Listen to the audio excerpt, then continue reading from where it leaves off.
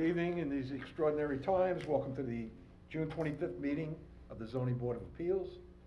Clarissa? First up is appeal number 2020-012, Donald Carberry, 1365 Peconic Bay Boulevard, Riverhead.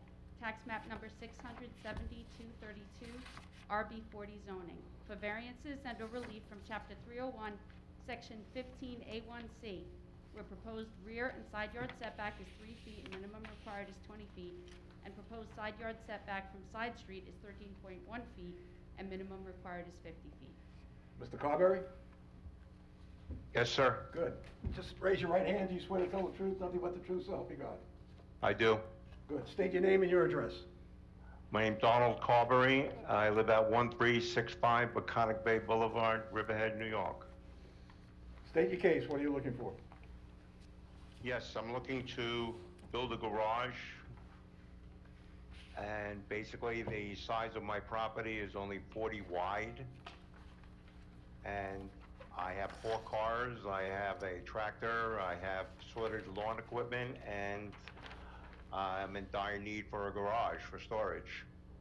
I live there full-time, 12 months of the year, and I'm looking to have the garage put in. Okay. So, we don't have any plans to the garage. Do you plan on putting a second-story apartment upstairs? No, the second story is storage. It's approximately 6.5 feet tall above the garage. Okay. It's strictly for storage, not for sleeping or anything along those lines. Will there be any dormers? I can probably show you a picture of the garage. That would be nice. Let's see if I can bring it up. I don't know whether you can see this. Just that way a little. Okay. I see it. Okay. So, once you put the ceiling joists in upstairs, you'll have a height of 6.5? Basically, the whole entire storage from bottom to top is 16.8 feet.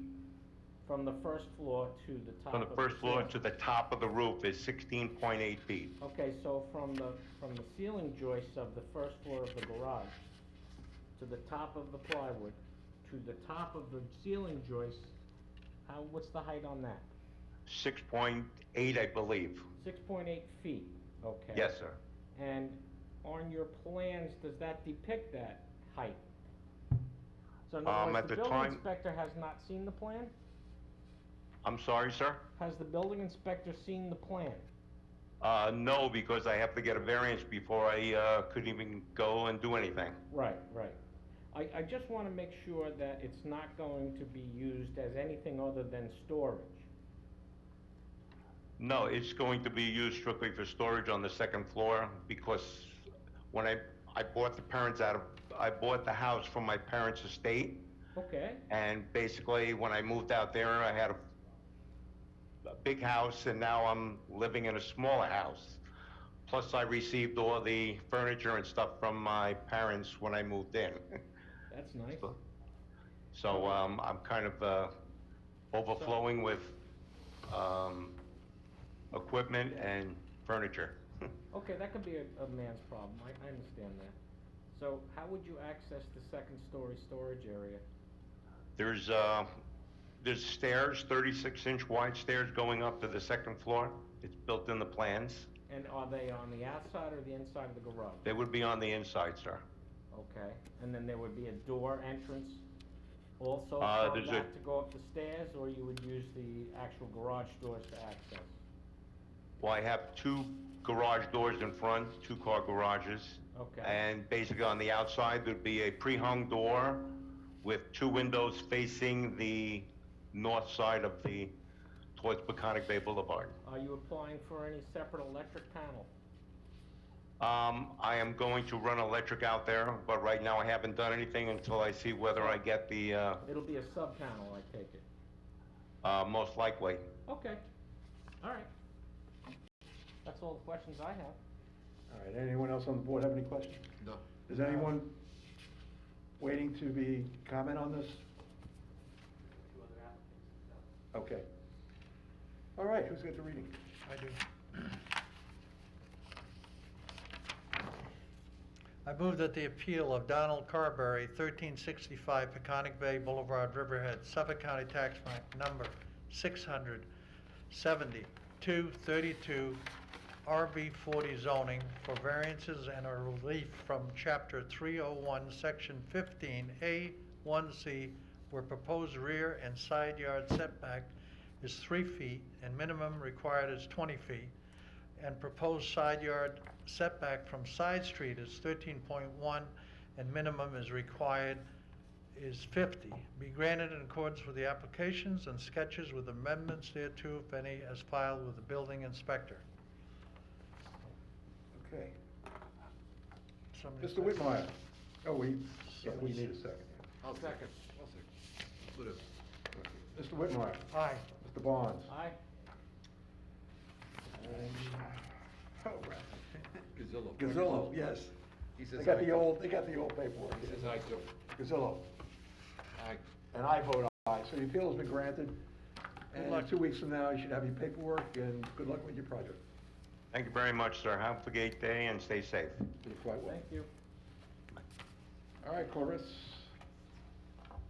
Appeal number 2020-013, Joseph Broyles, 19 Second Street, South Jamesport, tax map number 692-318, RB40 zoning, for variances and or relief from Chapter 301, Section 17, where proposed lot coverage is 36.7% and maximum allowed is 15%, where proposed rear yard setback is 0 feet and minimum required is 60 feet, where proposed side yard setback is 3.7 feet and minimum required is 25 feet, and where proposed combined side yard is 10.3 feet and minimum required is 55 feet. Okay. And if you kindly raise your right hand, do you swear to tell the truth? Can you hear me? Can you hear me? There you go. Tell them to answer. Raise your right hand. All right, there you go. Do you swear to tell the truth, nothing but the truth, so help you God?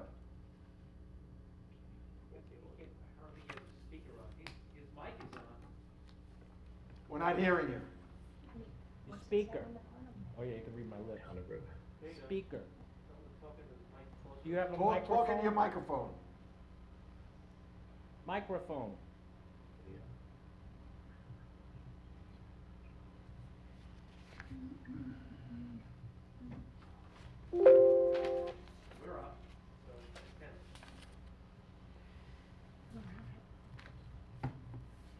He's waiting for us, yeah. Okay, speak up. Can you hear us? Huh? Can we? We can hear you. Can you hear us? No. Tell them go like this, or tell them to turn the volume up. Turn the volume. Up.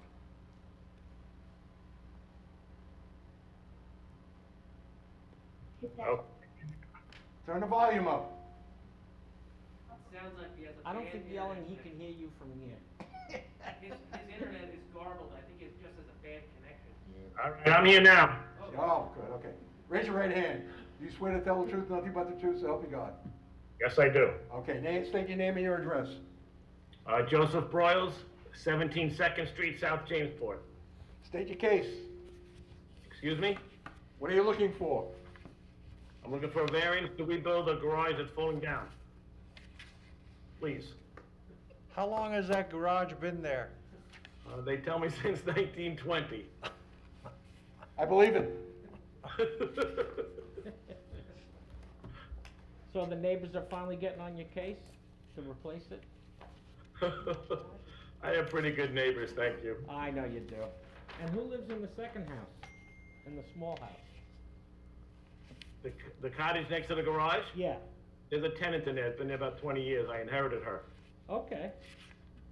Do you plan on, when it says proposed garage, are you gonna put it right back in the footprint? Or do you wanna try to square it up a little?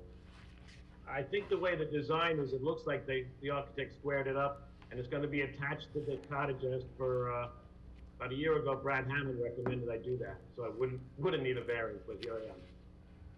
Okay.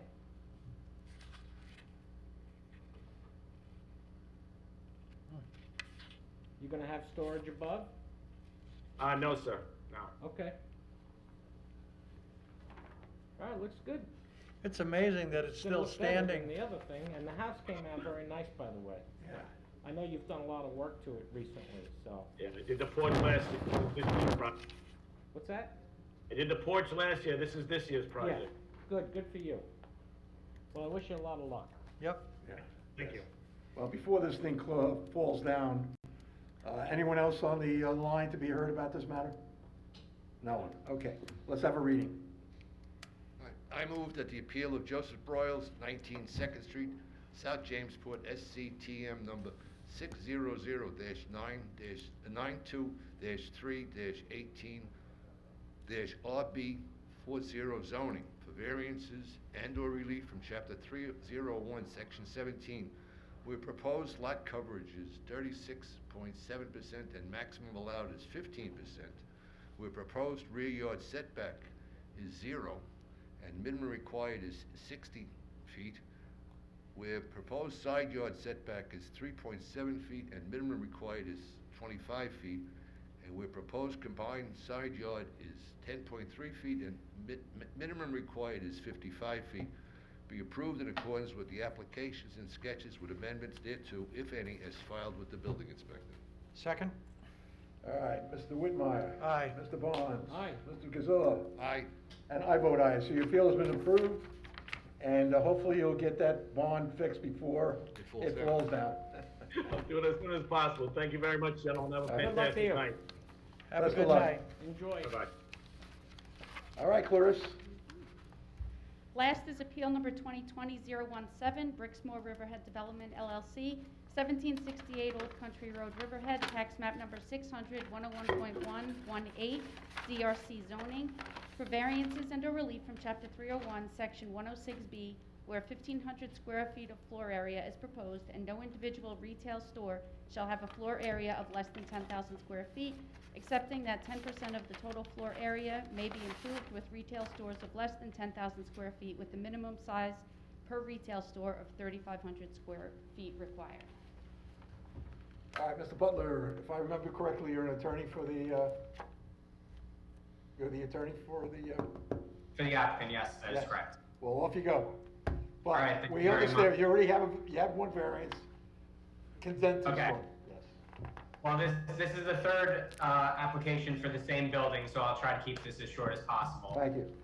Yeah, you're killing me. So, as you know, the applicable zoning would have it that the minimum size for a tenant space is 3,500 square feet. Originally, as the board has heard in our prior applications, the intent was to lease the entire 5,000 square feet of the building to a single retail tenant. Unfortunately, due to the reasons that are provided in the affidavit from the Vice President of Leasing for Brixmore, those efforts were ultimately unsuccessful after a number of years. Brixmore was then approached by Aspen Dental, who agreed to take 3,500 square feet. They did not need the full 5,000 square feet, which left Brixmore with the balance 1,500 square feet that they needed to find yet another tenant for. As with the Aspen Dental use, a retail tenant was not a feasible fit for the location, and they were approached by European Wax. So now we have 2 tenant spaces instead of 1. Aspen Dental is code compliant at 3,500 square feet, and the 1,500 square foot of balance is what we need the variance for. So with the materials that I submitted for the board tonight, you have a narrative which sets forth our argument for why we think the variance should be granted. I'll just summarize for you very quickly the 5 points that you're required to consider. First, whether it would be a negative or detrimental impact on the neighborhood or the environment, which is really lumping together 2 of the criterion. No, there would be no negative impact. We're talking about a reallocation of tenant square footage within an existing, within a building that would otherwise comply with the zoning. The building itself is properly sized. Is the variance substantial? Numerically, yes, it would be a substantial departure from the 3,500 square feet. But case law tells us that when we're talking about variances, the concern is really about the impact of the variance, not really so much the mathematical number. So I would venture to say that if there's no impact on the environment or on the neighborhood, the variance itself is not substantial. Finally, with respect to whether there's an alternative for the applicant that is feasible and whether the hardship was self-created, I would answer no to both of those.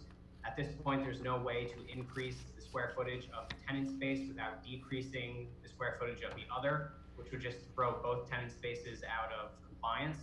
And with respect to the self-created hardship, yes, Brixmor did build a 5,000 square foot building, but again, the intent was originally to have a single retail tenant there, and that just didn't pan out to be possible. So now there's really no way to create another 3,500 square foot tenant space without either reallocating, creating the need for another variance, or expanding the footprint of the building, which is not something that we're looking to pursue. So with that said, that really is the summary of our case here, and I welcome any questions the board might have. Leroy, you got anything? No, it's. Ralph? I'll go through redundant. I don't have anything. All right, Mr. Butler, thank you. Let's have a reading. Okay, fellow Thank you. board members, I move that the appeal of Broxmore Riverhead Development LLC of 1768 Old Country Road, Riverhead, 600-101.1-1-8 in the DRC zoning for variances and relief from chapter 301, section 1, or is that 10? 106B or 10? 6. Carissa, are you following? Is it section 106? It's section 106. Okay, B, where 1,500 square feet of floor area is proposed and no individual retail store shall have a floor area of less than 10,000 square feet, excepting that 10% of the total floor area may be improved with retail stores of less than 10,000 square feet, with a minimum size per retail store of 3,500 square feet, is approved and in accordance with the applications and sketches with the amendments thereto, if any, as filed with the building inspector. So moved. Mr. Whitmire? Aye. Mr. Barnes? Aye. Mr. Vigazilla? Aye. And I vote aye, so the appeal has been granted, and I guess we won't see you again on this one, Mr. Butler. Have a good summer. Probably not this one. Thank you very much, and have a happy and healthy 4th, everyone. All the Thank best. you. Thank you. All right, board, do I hear a motion to accept the minutes of the last meeting? So moved, Mr. Chairman. Second? All in favor? Aye. Do I hear a motion to adjourn? So moved, Mr. Chairman. All in favor? Aye. Aye. Aye. Thank you all.